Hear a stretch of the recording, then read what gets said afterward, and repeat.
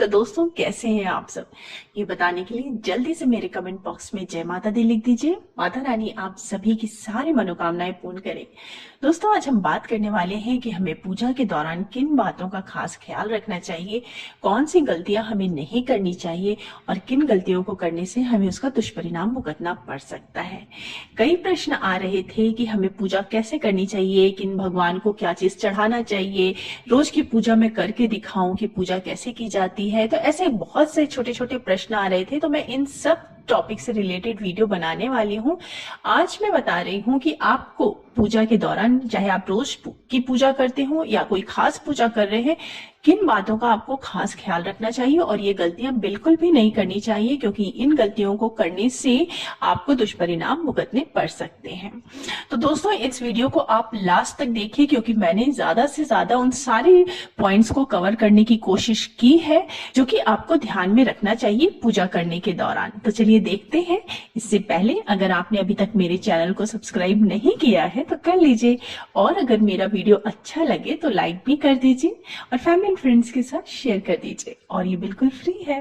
तो चलिए देखते हैं। दोस्तों मैं सबसे पहले आपको ये बताना चाहती हूँ कि पूजा जितनी ज्यादा करें उतना कम है, और जितना कम करें उतनी ज्यादा है। कोई भी बंदिश नहीं है, आपको जितना टाइम मिलता है आप जितना टाइम दे सकते हैं आप पूजा में दें, लेकिन रोज पूजा जरूर करें। भगवान के सामने एक दीपक जरूर चढ़ाएं और भगवान का नाम जरूर लें। अगर आप चलते फिरते भी भगवान का नाम लेते हैं तो भगवान उसको भी सुनते हैं और उसका भी हमें शुभ फल प्राप्त होता है। जिनको टाइम नहीं मिलता, जो वर्किंग है, वो कभी भी कर सकते हैं, और जिनको टाइम मिलता है वो घर में रहते हैं या फिर किसी भी तरीके से कोशिश करके टाइम निकालें और सुबह शाम भगवान के सामने एक दीपक जलाएं, भगवान को भोग लगाएं। जो भी आपके पास है उसी से भोग लगाएं, प्रसाद, बताशा, ऋतुफल, कुछ भी भगवान को भोग लगाएं और किसी मंत्र का जप कर ले और क्षमा याचना कर ले भगवान से। तो इसका बहुत ही सकारात्मक प्रभाव हमारे जीवन पे पड़ता है। हमारे घर में एक सकारात्मक ऊर्जा उत्पन्न होती है जो कि हमारे जीवन को खुशियों से भर देती है। दोस्तों मैंने पहले भी एक वीडियो बनाया है जिसमें मैंने बताया है कि अगर घर में आप कहीं भी पूजा का स्थान स्थापित कर रहे हैं तो आपको किन बातों का खास ख्याल रखना चाहिए। एक बार आप वो वीडियो जरूर देख लें। आज मैं आपको बताऊंगी पूजा करते वक्त किन बातों का खास ख्याल रखना चाहिए। दोस्तों पूजा करते वक्त जिस बात का सबसे पहले ध्यान रखना चाहिए, जिस नियम का सबसे पहले पालन करना चाहिए, वो है कि पंच देवता की पूजा हमें रोज करनी चाहिए। पंच देवता हैं श्री गणेश भगवान, सूर्य भगवान, भगवान शिव, श्री विष्णु भगवान और माँ दुर्गा। श्री गणेश भगवान की पूजा किसी भी पूजा में सबसे पहले की जाती है, तभी पूजा भगवान स्वीकार करते हैं। सूर्य देवता हैं जो नवग्रह के राजा माने जाते हैं। नवग्रह हमारे जीवन में हर अच्छे बुरे कर्म का हमें फल देते हैं नवग्रह, तो उनके राजा सूर्य देव माने जाते हैं, तो उनकी पूजा करना भी बहुत जरूरी है। इसी प्रकार भगवान शिव और विष्णु भगवान जो है वो हमारे रचयिता और पालनहार माने जाते हैं, तो उनकी पूजा भी हमें रोज करनी चाहिए। और माँ दुर्गा की पूजा सबसे अंत में की जाती है, क्योंकि वो जगत जननी है, जगदम्बा है, तो परम शक्ति है, तो उनकी पूजा सबसे अंत में की जाती है। प्रतिदिन पूजा करते समय इन पंच देवताओं का ध्यान करना चाहिए। इसके अलावा हमें कुल देवता एवं पूर्वज को भी जरूर प्रणाम करना चाहिए, उनको भी जरूर याद करना चाहिए। वास्तु देवता को भी जरूर याद करना चाहिए। इससे लक्ष्मी की कृपा प्राप्त होती है और हमारी समृद्धि बढ़ती है। तो ये तो हुआ कि हमें पंच देवता की पूजा रोज करनी चाहिए, लेकिन हमें पूजा में कम से कम मिनिमम क्या करना चाहिए, तो हमें पंचोपचार से पूजा करनी चाहिए। अगर आपके पास समय नहीं है तो आप एक दीपक भी जला के पूजा कर सकते हैं, लेकिन अगर आपके पास थोड़ा सा भी समय है तो हमें पंचोपचार से पूजा करनी चाहिए। पंचोपचार का अर्थ होता है कि पहले भगवान को स्नान करना, फिर धूप, दीप, चंदन, फूल चढ़ाना और प्रसाद चढ़ाना, ये होता है पंचोपचार से पूजा करना। और दोस्तों पंचोपचार से पूजा करने के बाद हमें आरती जरूर करनी चाहिए और उसके बाद क्षमा याचना करनी चाहिए। इसके अलावा अब एक बहुत इंपॉर्टेंट चीज है पूजा में, वो है तुलसी। हम पूजा करते वक्त तुलसी भगवान को जरूर अर्पित करते हैं। ऐसा कहा जाता है कि तुलसी अगर आप नहीं करते पूजा में तो भगवान वो प्रसाद ग्रहण नहीं करते हैं। तो तुलसी से संबंधित भी कई नियम बताए गए हैं। सबसे पहला नियम है कि शिव जी, गणेश जी और भैरव जी को तुलसी नहीं चढ़ानी चाहिए। तुलसी का पत्ता बिना स्नान किए नहीं तोड़ना चाहिए। शास्त्रों के अनुसार यदि कोई व्यक्ति बिना स्नान के तुलसी के पत्तों को तोड़ता है तो पूजा करने से ऐसे पत्ते को भगवान स्वीकार नहीं करते। तुलसी के पत्तों को 11 दिनों तक बासी नहीं माना जाता है। इन पत्तियों को हर रोज जल छिड़ककर पुनः भगवान को अर्पित किया जा सकता है। और एक और बात का बहुत खास ख्याल रखना चाहिए कि रविवार, एकादशी, द्वादशी, संक्रांति तथा संध्या काल में तुलसी के पत्ते नहीं तोड़ने चाहिए। इसी प्रकार दोस्तों, गंगा जल का भी हमारे पूजा में बहुत महत्व होता है। तो गंगा जल को कभी भी प्लास्टिक के बोतल में या फिर किसी अपवित्र धातु में नहीं रखना चाहिए। अपवित्र धातु जैसे एल्युमिनियम, लोहे को अपवित्र धातु माना जाता है। गंगा जल को तांबे के बर्तन में रखना शुभ माना जाता है। रोज की पूजा में जो आप लोटे में जल लेके रखते हैं उसमें थोड़ा सा गंगा जल मिला दें और उसी से भगवान को स्नान कराएं और खुद अपने ऊपर भी इस जल को थोड़ा सा छिड़क लें, जिससे आप पवित्र माने जाते हैं। दोस्तों, पूजा करते वक्त दुर्वा का प्रयोग किया जाता है। यह एक प्रकार की घास है जो कि खासकर विशेष पूजा में जिसका हम प्रयोग करते हैं। लेकिन जब हम दुर्वा प्रयोग करते हैं तो हमें इस बात का ध्यान रखना है कि माँ दुर्गा को दुर्वा नहीं चढ़ाई जाती है।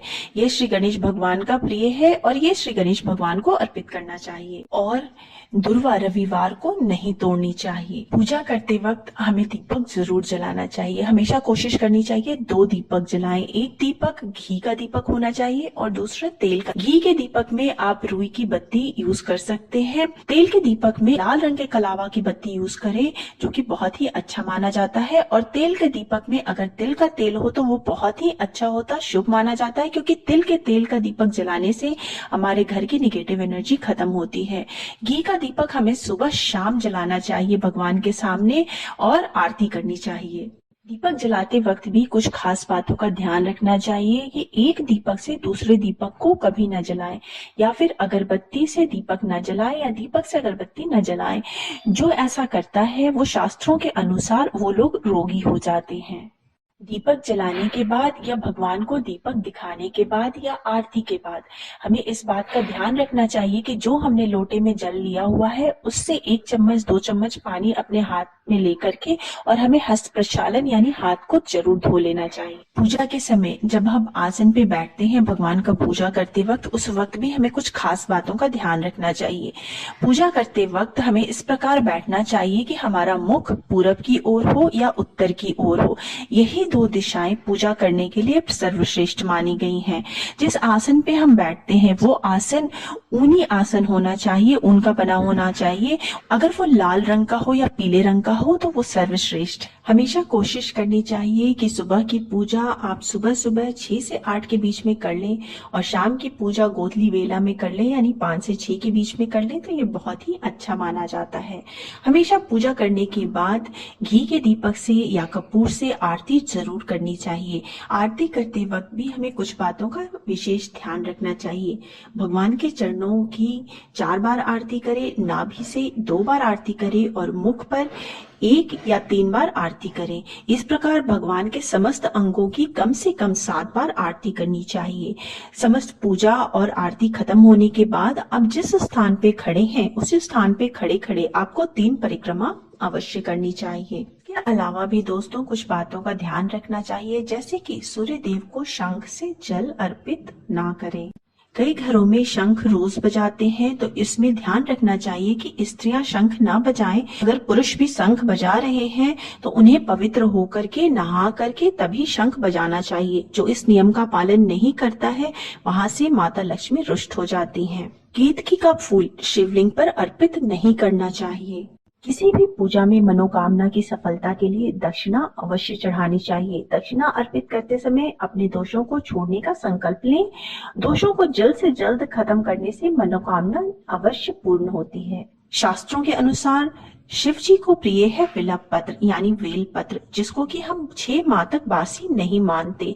अतः इन पे जल छिड़ककर आप पुनः शिवलिंग पर बेल पत्र को अर्पित कर सकते हैं। आमतौर पर फूलों को हाथ से भगवान पे अर्पित करते हैं, लेकिन ऐसा नहीं करना चाहिए। फूल चढ़ाने के लिए फूलों को किसी पवित्र पात्र में रखें और उसके बाद देवी देवताओं पर अर्पित करें। काम तांबे के बर्तन में चंदन, घिसा हुआ चंदन या चंदन का पानी नहीं रखना चाहिए। बुधवार और रविवार को पीपल के वृक्ष में जल अर्पित नहीं करना चाहिए। दोस्तों, पूजा घर में मूर्तियां 1, 3, 5, 7, 9 या 11 इंच तक ही होनी चाहिए। इससे बड़ी मूर्ति नहीं होनी चाहिए।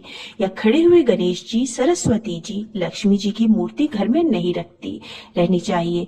हमेशा गणेश जी, सरस्वती जी और लक्ष्मी जी की मूर्ति बैठी हुई अवस्था में ही होनी चाहिए। दोस्तों, पूजा करते समय हम जब भी भगवान को चंदन, कुमकुम, सिंदूर अर्पित करते हैं तो हमें कुछ बातों का विशेष ध्यान रखना चाहिए। जितनी भी देवियां हैं आप उनको सिंदूर अर्पित कर सकते हैं, कुमकुम, चंदन भी अर्पित कर सकते हैं, लेकिन जितने भी देव हैं उनको आपको रोड़ी चंदन अर्पित करना चाहिए, सिंदूर नहीं लगाना चाहिए। देवों में गणेश भगवान को और हनुमान जी को आप सिंदूर अर्पित कर सकते हैं। हमेशा सिंदूर या चंदन लगाते वक्त अनामिका उंगली का ही प्रयोग करना चाहिए। दोस्तों, मैंने अपनी इस वीडियो में कोशिश की है कि मैं आपको पूजा में किन छोटी बड़ी बातों का विशेष रूप से ध्यान देना है उसकी ज्यादा से ज्यादा जानकारी दे सकूं। दोस्तों, मैं अपने आगे की वीडियोस में भी आपको पूजा से संबंधित विशेष जानकारियां देती रहूंगी। अगर आपको मेरा ये वीडियो अच्छा लगा है तो लाइक कर दीजिए, फैमिली एंड फ्रेंड्स के साथ शेयर कर दीजिए और मेरे चैनल को सब्सक्राइब करना मत भूलिए। अब मिलते हैं नेक्स्ट वीडियो में। So thanks for now, bye bye.